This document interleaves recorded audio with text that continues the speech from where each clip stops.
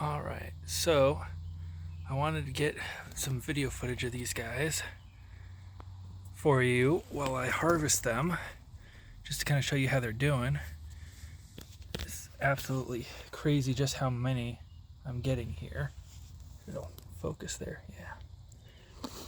And these are going to be looks like a nice slow succession harvest, kind of like my raspberries, my red raspberries. These are black raspberries, and I wanted to get a video of what they all look like here now that they're all nice and full bloom here.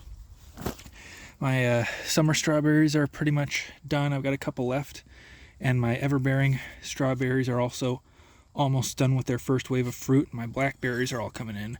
You've probably seen a picture of that I put out.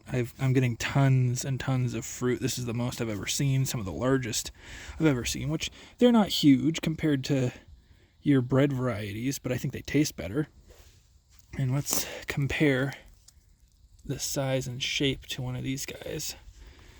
So you can kind of see the size. They're pretty similar sized.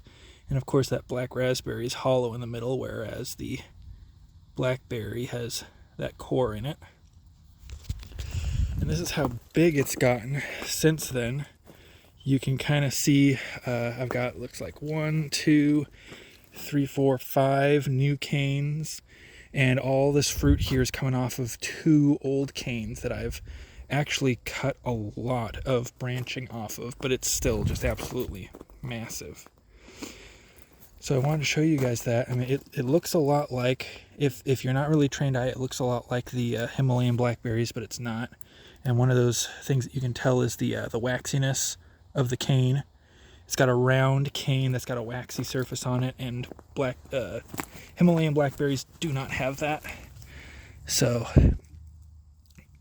I wanted to get these harvested before they started going bad, because I've never actually been able to taste them in quantity.